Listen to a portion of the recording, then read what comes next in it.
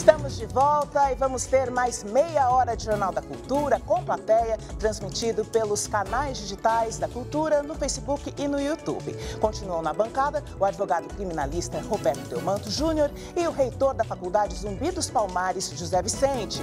E o nosso assunto desta meia hora a mais do Jornal da Cultura foi escolhido pelos internautas. A violência doméstica está entre os maiores problemas da sociedade moderna. Uma situação que se agrava com o medo de denunciar. E para piorar essa situação, muita gente prefere ficar calado para não se envolver. Nayara passou a última semana convencendo uma pessoa próxima da família a fazer uma denúncia de violência contra a mulher. Ela faz questão que o crime não fique impune e que a vítima não seja penalizada mais uma vez. Tem que correr atrás de quem fez isso, tem que pagar pelos seus erros e encorajar para que todas as pessoas que passam por isso também venham até uma delegacia mais próxima e denunciem as pessoas que estão abusando. O Brasil registrou mais de 112 mil casos de violência contra a mulher em 2016, mas estima-se que esse número seja bem maior, já que nem toda vítima faz a denúncia. Não é simples romper o silêncio e acabar com a velha escrita de que quem cala, consente. Um dilema que, na maioria das vezes, é mediado pelo medo de optar pela segurança do anonimato ou pela coragem de denunciar os crimes para que eles deixem de acontecer. Uma das principais armas na luta contra a corrupção é a delação premiada. Mesmo com a possibilidade de diminuir a pena contando o que sabe, muitos preferem se calar. Vou manter silêncio.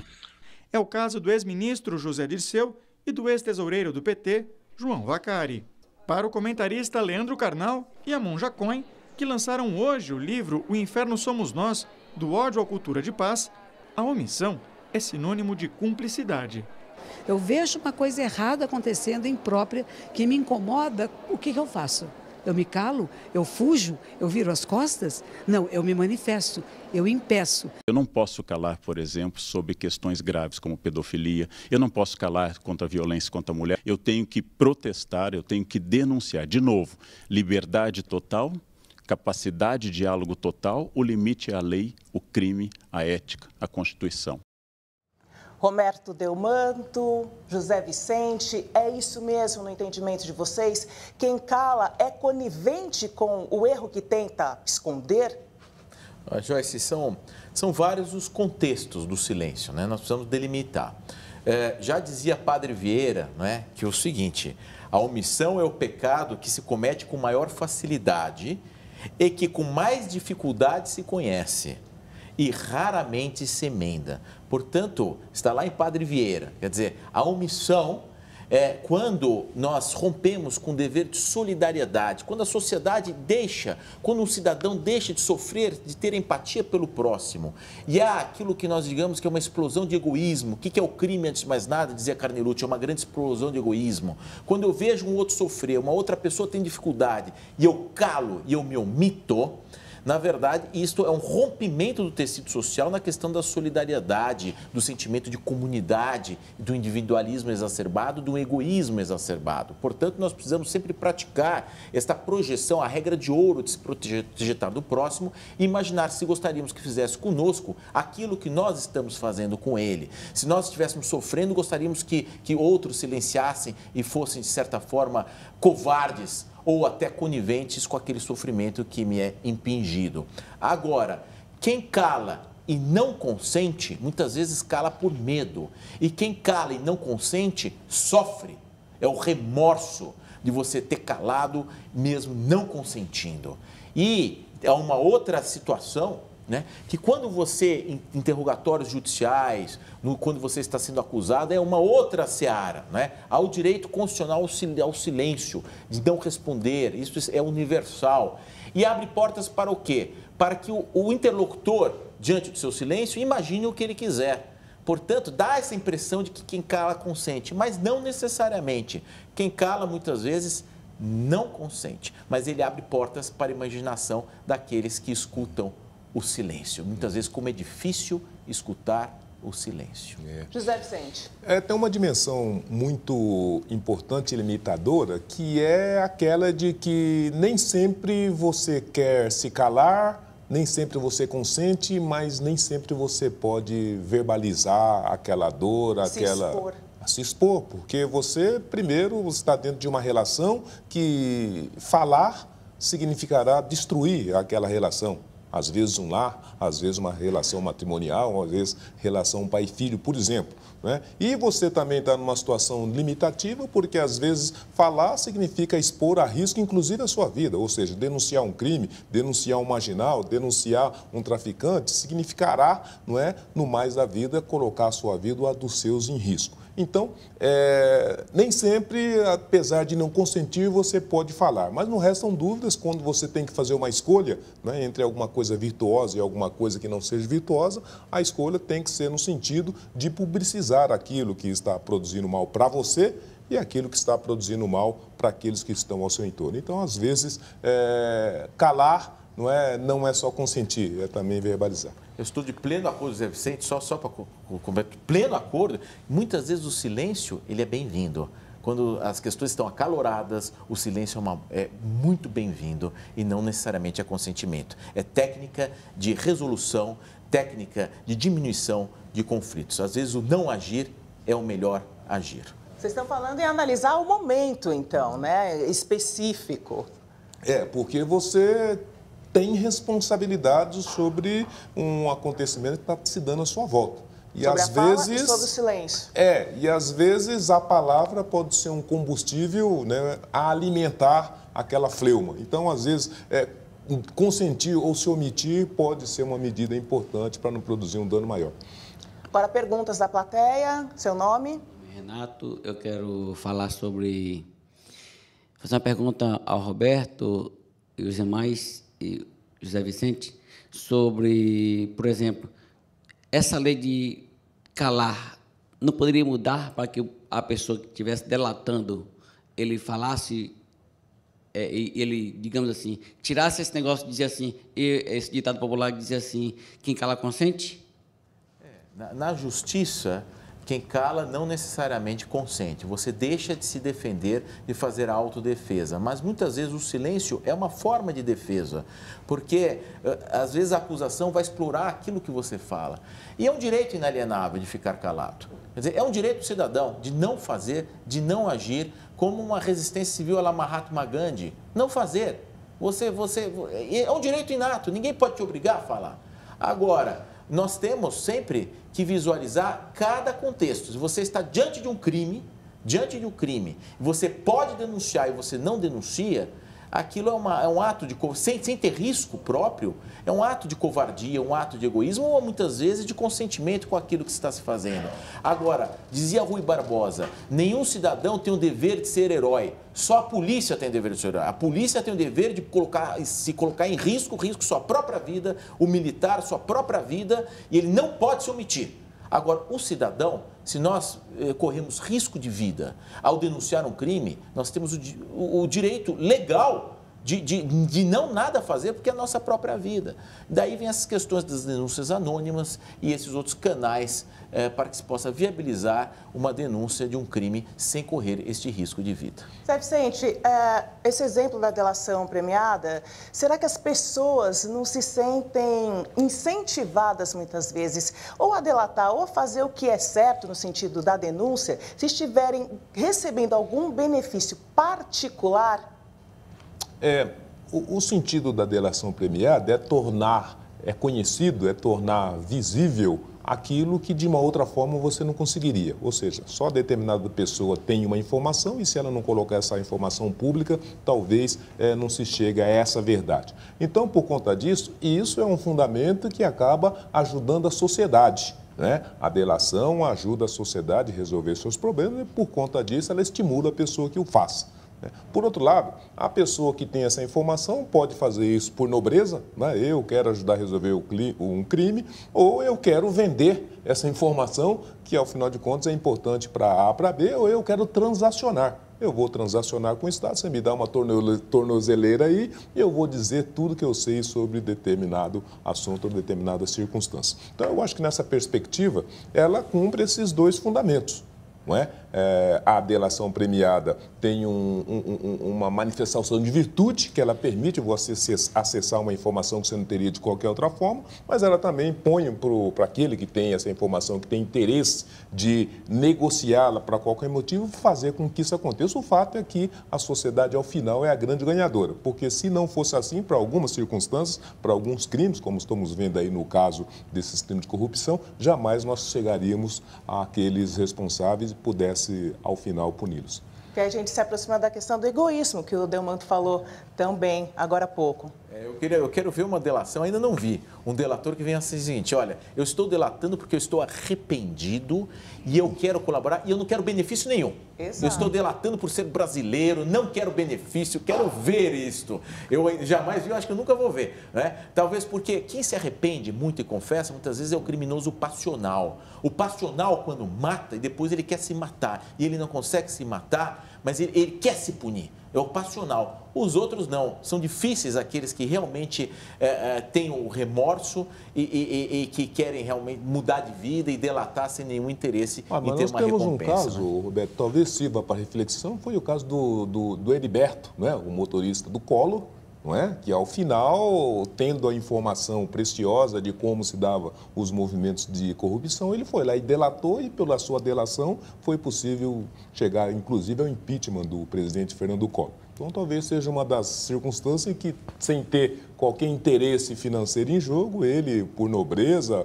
ou por achar que seria uma manifestação de civismo, trouxe uma informação pública que permitiu, então, desbaratar um grande crime. Agora a pergunta da nossa convidada, seu nome? Sônia. Por favor. Então, o nosso debate acabou caindo para o debate político, para as pessoas que têm o direito do silêncio na justiça. Mas nós temos crimes que estão assim no nosso meio, no meio da comunidade, da população, que pode ser uma mulher apanhando do marido, ou também o marido apanhando da mulher, ou uma criança que sofre abuso. Então, um vizinho que fica em silêncio. Então, como que vocês veem essa situação? E aí, o silêncio? Então, esse silêncio, cada situação precisa se analisar cada situação. Por que está silenciando? Tem medo? Tem medo de represália? Não é? Ou concorda? É muito difícil. Agora, o silêncio é covarde, sem dúvida nenhuma. Você vê uma pessoa sendo estuprada, você vê uma criança sendo agredida, sendo maltratada, você é um vizinho, você silencia. Mas por que você silencia? Porque aquele que silencia e não consente, ele sofre.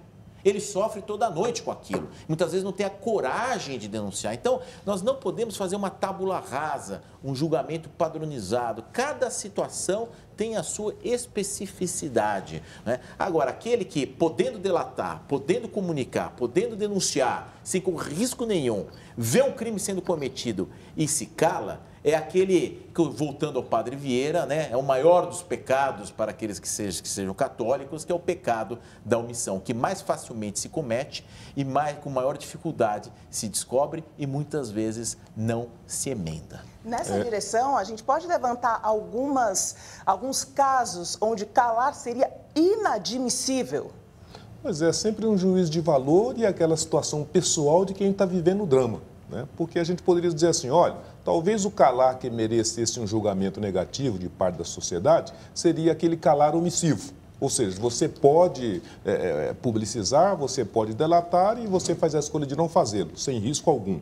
Mas nós temos algumas situações em que, como nós estamos dizendo, falar significa, inclusive, colocar em xeque, em risco, a própria vida, a própria segurança e, às vezes, uma estrutura familiar. Imaginemos esses casos que nós vimos com frequência de filhas ou filhos ou mulheres que são mantidas em cárceres privados e são viciadas por 10, 15, 20 anos. Só em algum momento que ela, então, torna isso público. Ou temos esses casos recentes dessas atrizes, não é, lá de Hollywood que foram vítimas de assédio sexual lá atrás, 15, 20 anos. Em algum momento, então, elas se sentem fortalecidas e encorajadas para tornar público aquilo que ela poderia fazê-lo e que ela, por uma série de limitações, achou conveniente não fazer. Então, você precisa fazer uma valoração e você, individualmente, precisa saber o quanto isso vai produzir de um prejuízo que talvez você não possa administrar. Então, isso é regra. Agora, Primeiro, a lei não obriga que você faça uma prova contra si. Você não é obrigado a fazê-lo. Você não é obrigado nem a fazer denúncia. Agora, tem um valor humano essencial que você, em algum momento, vai ter que fazer uma escolha. Diante de uma violência que eu tenho testemunhado e que eu tenho capacidade de intervir, eu denuncio ou não denuncio? Aí é uma escolha de personalidade, uma escolha moral. E tem questões interessantíssimas, até o sigilo médico do psicólogo e muitas vezes até o religioso. Se você está sabendo que um crime está sendo cometido e você está dentro de um consultório médico, de um consultório psicológico ou até numa confissão, imagine o drama de você ouvir que uma pessoa que vai matar, que está torturando, que está estuprando e você tem que silenciar. Mas o Código de Ética Médica, o Código de Ética de Advocacia, outros, inclusive na questão religiosa, se você, para salvar uma vida, se consente com a quebra do anonimato, com a quebra do sigilo. Agora, uma outra questão é que a omissão de uma autoridade policial que tem o poder de impedir que um subalterno pratique um crime e se ele se omite, conhecendo o fato e não agindo, ele responde junto. Por exemplo, há um crime de tortura, tem um policial torturando uma pessoa e tem um superior hierárquico, está lá em cima. Ele ouve os berros, ouve a tortura, mas ele não participa, ele não suja as mãos, ele fica calado. E a tortura acontece. Se descobre isto, este que ficou omisso, que era hierarquicamente superior, que sabia, podia agir e não agiu, ele responde junto pela tortura. Está no artigo 13 do Código Penal Brasileiro. Portanto, ele é culpado pela sua omissão em podendo impedir e não impedindo conscientemente. Mais uma pergunta aqui da nossa plateia. Eu estou lembrando da cultura muito particular, talvez, nossa, de chamar o delator de X9, de dedo duro, alcahuete. Eu lembro especificamente de um caso que ficou bem famoso, se não me engano, em Brasília, de um caseiro, onde aconteciam algumas orgias ali, patrocinadas por políticos, que quebraram o sigilo bancário dele, inclusive, e ele teve que...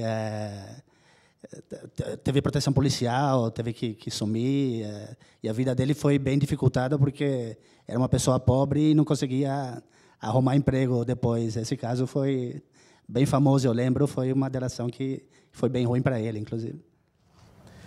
Desculpa, eu vou até aproveitar a oportunidade, eu fiz uma confusão aqui. Falou eu falei do Heriberto, né? mas o Heriberto era então o caseiro do ministro Palocci, né? É isso, Delmanto? Ele era o caseiro, né, onde tinha aquelas reuniões lá do Palocci. Francelino, que era do Palocci. Francelino? Então o Heriberto era do Collor. Do Collor, né, que denunciou o Fiat Elba lá, etc. e tal. Bons tempos do Fiat Elba, né? agora são apartamentos de dinheiro, né? Mas o fato é o seguinte: existem convenções e normas sociais imperativas, né, e que todos nós precisamos viver com elas, às vezes submeter a elas.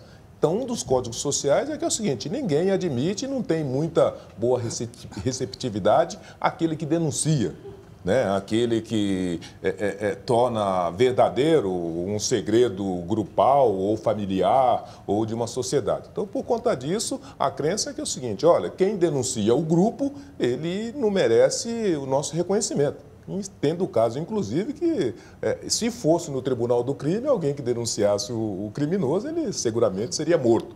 Então, a própria sociedade, o grupo social, pune, inclusive, com a eliminação física aquele que faz uma denúncia, aquele que torna público mesmo a ocorrência de um crime. É o que está se dizendo aí do alcahueta ou do X9. Quer dizer, a sociedade também não permite, é mal visto aquele que faz comentários ou que denuncia uma prática comum. Aqueles que estão fora da lei também não concordam, e entre os países também, se você comunicar um segredo militar, por exemplo, você vai para o paredão da mesma maneira. Enfim, nós temos uma norma, nós temos uma crença social que não favorece muito a possibilidade de você poder publicizar, de você comunicar e denunciar acontecimentos dos mais variados. O que nós estamos dizendo é que nós temos valores. Olha, talvez não possa até aqui, mas se se tratar de uma situação crítica, não é? E com essa intensidade, como é um crime gravíssimo de morte, de estupro, de serviço ou coisa que o vale, então o cidadão, e a lei determina que em algumas circunstâncias ele também tem a obrigação de levar à autoridade um crime que ele teve conhecimento. Talvez o limite seja como outras pessoas estão envolvidas com essa questão que eu vou omitir ou vou falar. Se é uma questão de perigo, de risco, de morte, enfim, espera-se a fala, né? A única exceção, mesmo com os riscos. É diferenciar o funcionário público, que tem o dever, né? O policial, como eu disse, o funcionário público tem o dever de agir. É um dever imposto pela sua função. Os cidadãos têm um dever moral de agir. Né? Porque ninguém é obrigado a ser herói. Se você for colocar sua vida em próprio risco, quer dizer, não é você que está agredindo, você se omite. Mas, de fato, é muito triste isso. Nós temos que exacerbar a solidariedade entre nós. Né? E agora, como que acontece na máfia? Na máfia é o seguinte, e o crime organizado é o seguinte, você vai entrar para o crime organizado, você tem que cometer um crime. Você tem que sujar as mãos. Porque se você delatar, você também tem contas a pagar, você também vai preso. Então, eles obrigam aquele a cometer um homicídio para ele fazer parte do grupo, porque ele também vai ter rabo preso diante dos outros. E dentro do crime organizado, você vê que não tem delação. A maioria das delações é tudo colarinho branco. Você não vê delação no tráfico de drogas, no roubo de carga, no tráfico de pessoas, porque é a lei da omertá, é a lei da morte. Delatou, morreu. Portanto, ela tem que a delação pressupõe você se autoincriminar, você confessa um crime e acusa os demais. Porque se você só acusa os demais, isso não é delação. Isso você está fazendo uma acusação. Delação pressupõe eu cometi o crime e ele cometeu junto comigo. Mas ela não tem se aplicado na prática em crimes perigosos mesmo, essa criminalidade de baixa. Essa criminalidade perigosa mesmo que segura armas, fuzis, AR-15, porque essa mata, essa não tem delação não. Delação é pro colarinho branco. Telespectador, nesse sentido, o Paulo Ragazzi, ele diz o seguinte, no caso concreto da Lava Jato, muitos preferem manter o status de não delator. Um exemplo é o José Disseu. E são questões ideológicas, questões de formação, porque a vida do delator é inferno. A vida do delator é um inferno. Vocês não imaginam o que é a vida de um delator também. Né? Ele saiu da cadeia, está na casa dele, está na mansão dele e tal. Alguns, de fato, é a injustiça. É a injustiça da absolvição de um culpado para se punir outros. Né? É a injustiça dentro da justiça. É isso que é a delação. A ninguém agrada a delação. A ninguém agrada a delação. Pobre do país que precisa de delatores. O ideal era uma justiça que não precisasse de delatores. Todos têm que ser punidos pelos seus crimes. Não é porque você acusou os outros que você vai ter o beneplácito. Isso é injustiça dentro da justiça. É o preço que pagamos pela ineficiência de se investigar e muitas vezes impossibilidade do crime organizado, que é quase impossível você conseguir saber daquilo que acontece se não tiver alguém lá de dentro. Mas, dentro desse contexto, nós vemos que muitos tomam a posição de não delatores, seja por acreditar que haverá uma impunidade, que haverá nulidade do processo, que não vai dar cadeia, que não vai ter prisão, também não delata. Você só delata se estiver perdido, se não tiver nulidade no processo, se a condenação for altíssima, e aí que delata. Porque se você achar que você não vai ser condenado, você não vai delatar por remorso ou por querer se transformar o Brasil num país melhor. Eu quero ver ainda um delator que diga isso. Zé Vicente. Em verdade, a gente aprofundando um pouco mais na perspectiva de delatar enquanto comunicar alguma coisa sabida ou desconhecida, ela implica em você fazer um exercício, primeiro, de custo e benefício. Entendeu? Delatar ou levar isso ao conhecimento público vai me beneficiar em alguma dimensão, enquanto cidadão, enquanto pessoa, enquanto profissional, ou vai me trazer problemas? Então, a primeira coisa é essa, porque é o que nós vemos. Num sistema penal brasileiro em que você precisa de testemunha para poder firmar uma condenação, quem assistiu um crime jamais vai lá testemunhar contra o marginal, principalmente morando na mesma localidade que ele. Se for contra o policial, piorou. Não é? Então, a despeito dele estar diante de uma situação crítica, ele tem que fazer uma escolha. Olha, eu não tenho segurança, ou fazer isso significará que eu vou ficar inseguro para o resto da vida, como delator ou como comunicador de um fato conhecido. Então, por conta disso, tem que fazer essa conta aí de custo e benefício. E segundo, o que me move pode ser, no caso do delator em especial, um benefício muito interessante. Olha, eu vou ficar 20 anos aqui guardado, mas se eu delatar, eu posso sair para a minha mansão, a despeito de todas as questões que vai envolver ficar na mansão. Então, eu vou fazer essa escolha de chegada. Mas eu também seja por arrependimento, por motivo nobre, né, eu posso confessar o crime e eu também, por motivo até de arrependimento, eu posso confessar e comunicar alguma coisa que era desconhecida. Enfim, então, para cada situação, eu acho que você fica subordinado a essas perspectivas, mas o fato é de que tornar conhecido uma informação, no mais das vezes, produz muitos prejuízos, muito dor de cabeça para qualquer um. Zé Vicente, em 27 anos, eu nunca ouvi alguém se arrepender e querer delatar porque se arrependeu. Estou querendo ver. Agora, só para fechar, o delator, ele passa por inferno. Por quê? Ele é odiado pelos delatados, né? Ele é um mentiroso. Pelos delatados, ele é odiado. E, por toda a população, ele também é odiado porque ele saiu impune. Então, o delator entra, sim, a tendência é entrar no ostracismo. Por mais que ele se livre da cadeia, ele será sempre um odiado. Mais uma pergunta aqui da plateia, seu nome? Meu nome é Paulo. A minha pergunta é o seguinte: essa conduta do silêncio já não é aprendida na escola, já não faz parte da cultura, talvez do ensino fundamental, porque tem um aluno vê o outro colando, ele fica quieto, ele quer se beneficiar, outras corrupções aí do gênero, já não seria cultural no Brasil? Será que a gente aprende a omitir, Zé Vicente? Eu acho que nem aprender ou desaprender. Você é socializado, você é estruturado enquanto cidadão em cima daqueles valores que move e que formam uma determinada sociedade. Nós estamos dizendo, no relacionamento entre pessoas, grupos e famílias, tem alguns códigos que são muito claros, né? A gente fala, na casa, briga de marido e mulher, ninguém mete colher. Porque é uma norma social que sabe-se, se você agir diferentemente, você vai arrumar um problema para você e para os seus familiares, né? Olha, o que acontece na casa do vizinho, eu não quero que você traga aqui. O que você soube lá fora, você deixa... Enfim, existe uma demarcação em que a intimidade, coloquemos assim, das pessoas precisam ser respeitadas, precisam ser determinadas, e você, diante de situações dessa natureza, você não tem toda essa autonomia para poder, então, fazer conduções e encaminhamentos dessa natureza, né? Então, eu acho que, olha, essas são as regras de sociabilidade. E essa regra você vai aprender em casa, você vai aprender na escola, você vai aprender nos livros escolares, você vai aprender na novela, em todo lugar está dizendo, olha, briga marido e mulher, ninguém mete colher. Então é uma regra que já vem quase que internalizada como um aspecto genético, né, da relação humana. Mas isso tem que mudar. É isso que eu acho. Nós temos que ter o espírito de solidariedade e de comunidade. Parar com esse egoísmo, né, de não querer se incomodar pelo desespero do próximo. Falta solidariedade, espírito de comunidade.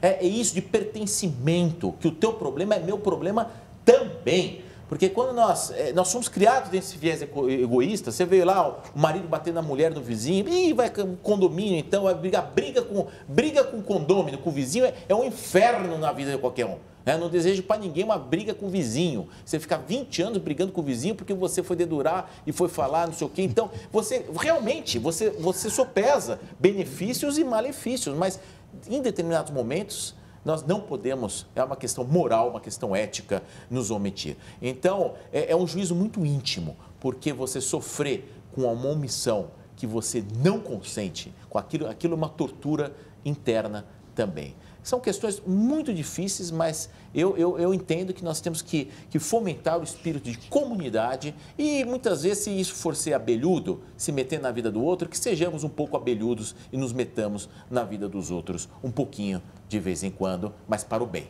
não para o mal. Nós estamos encerrando mais um Jornal da Cultura com Plateia. Eu agradeço a presença dos comentaristas e da nossa pequena plateia aqui presente. Muito obrigada, José Vicente. Muito obrigada, Roberto Delmanto. Inscreva-se no nosso canal no YouTube para ser notificado sobre tudo que acontece aqui no Jornalismo da Cultura. youtube.com/jornalismo TV Cultura. Obrigada pela companhia e até amanhã.